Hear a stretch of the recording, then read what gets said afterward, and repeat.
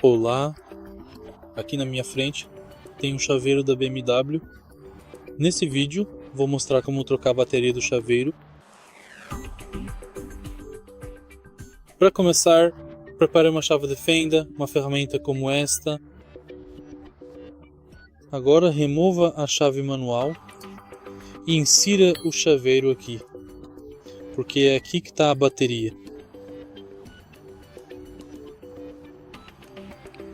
Levante e agora remova cuidadosamente a tampa do dispositivo, lentamente. Novamente, use a chave de fenda para levantar a bateria do lugar.